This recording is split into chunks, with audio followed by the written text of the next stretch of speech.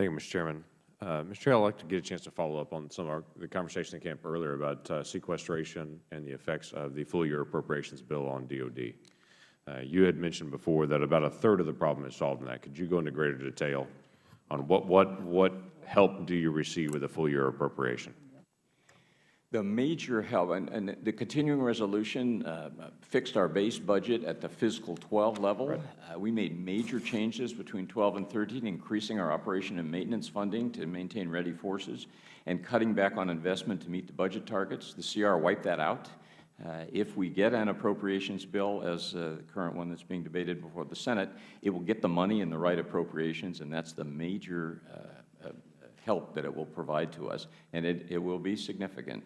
But it won't get rid of the problems. We will still have sequestration, and we still have a commitment to protect our wartime or OCO budget, which means a disproportionate cut in the base. Right. And some other OCO problems. I understand. I'm trying to drill down a little more on that. Okay. A general statement of it will help doesn't help us.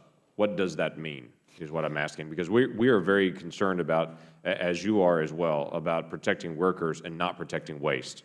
Where we can find waste, we need to eliminate. That's why the IG report is so significant to us as well to say, and that your department has been very helpful to identify those things with the IG and say, look, let's take action on that. But where we can find issues with inventory, as Ms. Spear mentioned earlier, where we got a washer that's $1,600 and that kind of thing happens, that infuriates us. But we want to protect our workers in the process, as you do as well, I'm sure. So I need more specifics. When you say it helps a third of the way there, what do you mean by that? Briefly, we've got a shortfall of around $35 billion under current law in what's called our operation and maintenance budget. It is made up of sequestration. It's caused by the fact that the money is in the wrong appropriations and by the OCO or wartime problems. I can give you more detail, but I'll take more time than you'd like. About a third of that will get fixed when you put the money in the right appropriations if the Congress enacts that legislation.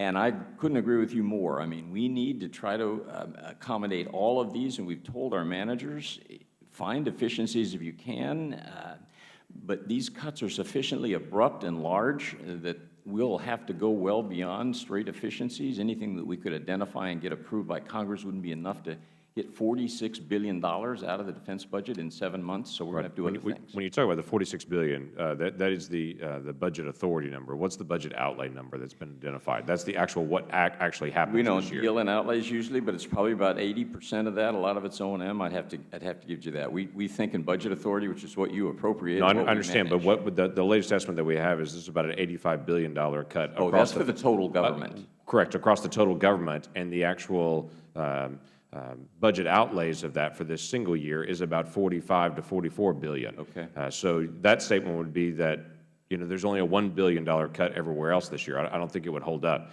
So it's about half of it. So what I'm trying to figure out for DoD, have they identified what effect it has this year on it, or what effect it's going to have out? Does that make sense? I'm not sure I understand. On the outlays, you mean? On the outlays. We don't normally deal with that. I don't have that number in my head. It's probably 75% or so of the budget authority cut, but I'll get it for the record. Okay. That would be terrific to be able to have, because we're trying to identify what's the actual impact for this single seven-month time period. It's not $46 billion for this 7-month time period, though the effects of it have to take and have to start with that. I understand how it goes through the process. You also mentioned that there's been a dramatic increase in the cost of the war, or at least what you expected it would be in that. Can you give us some additional detail on that, especially since we referred to several things with prime contractors and some waste that's there? I don't want our warfighter hurt based on us not taking some of these recommendations in place. 2 years ago, when we put together the Overseas Contingency Operations budget, we underestimated the tempo of operations for the Army and the Air Force. We've also seen higher costs for transportation to get equipment out of Afghanistan, partly because of the ground lines, our inability to get full access to the ground lines of communication in Pakistan.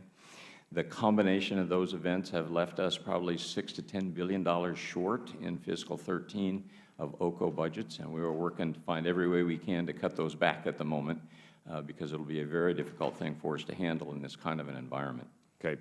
One thing, and we can follow up on this in the days ahead, Dr. Coburn in the Senate has identified multiple areas where DoD overlaps with other agencies, whether it be energy research or a lot of different research projects. It tends to be that DoD ends up being the landing point for, if we want to do something in research for something, you land it in DoD because no one can vote against defense funding on that. Has there been any progress made of identifying some of those specific projects to say there's no reason for us to do this, this is waste, and be able to get rid of it? So is the Department of Everything report? That's correct. The big dollars that were in there were things, and some of them were doing, I mean, cut back on our defense agencies, and we have made every effort to do that. They have been part of our overall reductions that I mentioned in my testimony. We have cut back on the number of general officers and senior executive service, one thing he recommended. He recommended we cut back on tuition assistance, and painful though it is, we're in the process of doing it. But I would point out that some of the things he recommended actually run counter to the laws you passed.